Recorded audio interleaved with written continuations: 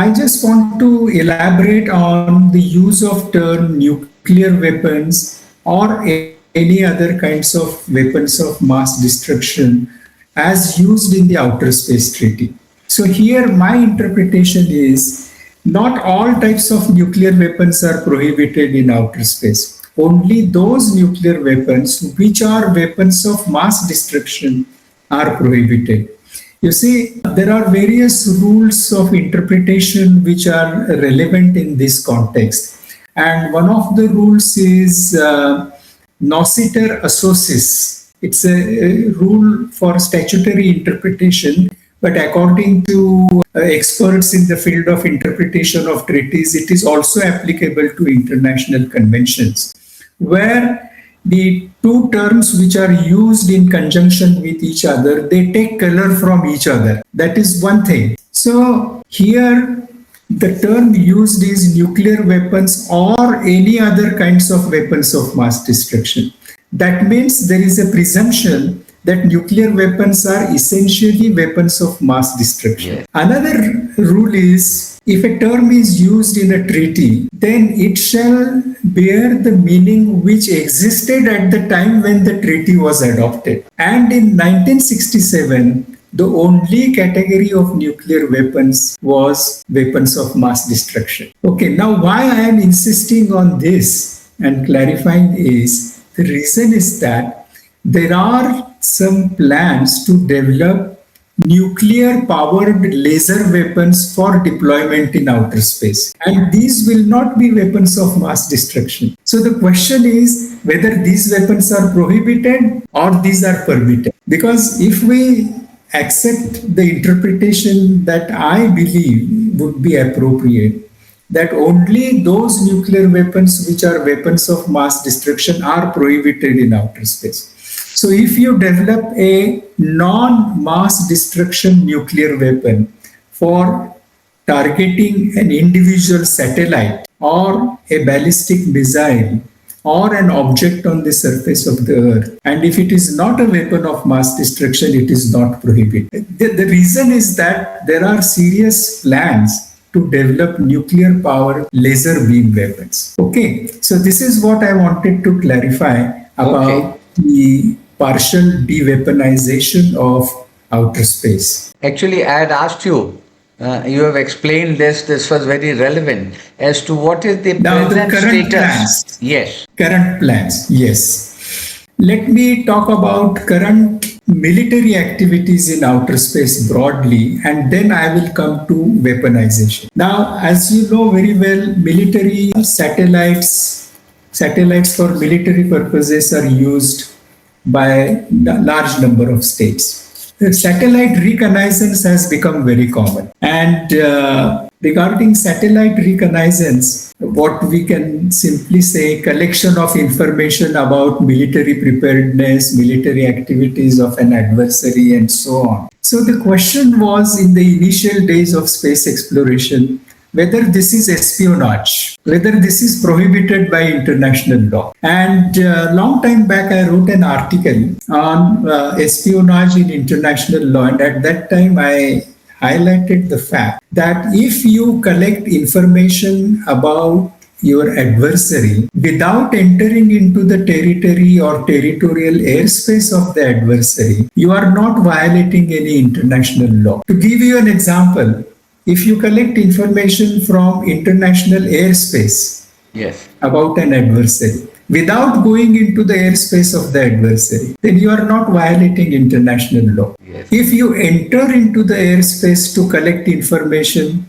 then that is a breach of territorial sovereignty. Otherwise not. Yes. So collection of information from international spaces like the high seas, or for that matter from your own territory or from an international airspace, is not a violation of international law. And by same analogy, I would say collection of information from outer space is also not prohibited by international. It is permitted activity. It is not specifically prohibited. So engaging in satellite reconnaissance has become very common. Most countries, they understand that this has been permitted by international law. This is not prohibited. It might be looked upon as an unfriendly act. militarily pernicious act for the adversary.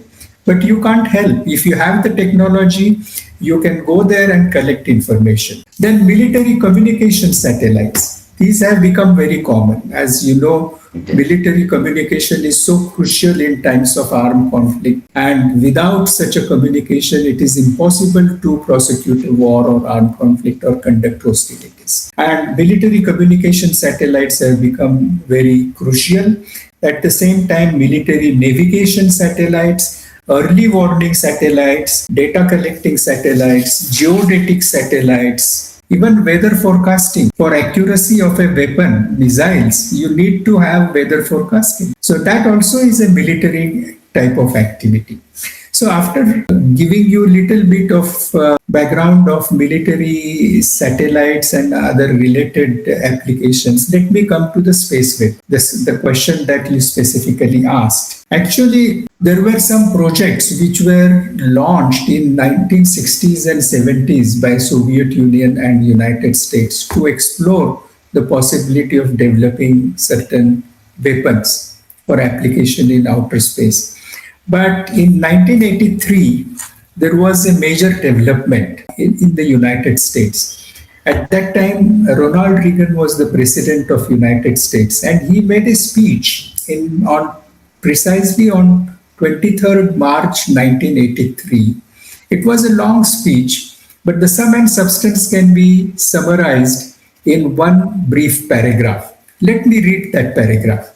So President Reagan says he was addressing the scientific community, and he says, and I quote, "I call upon the scientific community in our country, those who gave us nuclear weapons, to turn their great talents now to the cause of mankind and world peace, to give us the means of rendering these nuclear weapons impotent and obsolete." So he was essentially banking on a project to develop a technology that would neutralize ballistic missiles and the delivery of nuclear weapons. This initiative was subsequently called as Strategic Defense Initiative in United States. Common people and journalists, they described it as Star Wars because the movie Star Wars was very famous at that time. So they said this is a Star Wars project. Technically speaking, it's a project which was titled as Strategic Defense Initiative, and subsequently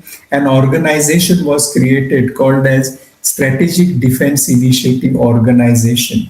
So the idea was to develop a kind of defensive shield to see that hostile ballistic missiles carrying nuclear weapons do not reach the territory of United States. So that was the thrust which was given in early 80s, and then the research started, and equally Soviet Union also started looking into that kind of application of technology, space technology for military purposes, development of specifically weapons. Then came many political changes. In 1990s, as you know, the dissolution of Soviet Union, and many experts in Western world, they said, now there is no more Soviet threat, so why are we spending billions on developing weapons for space? It's not necessary. The whole issue was kind of sidelined for some time.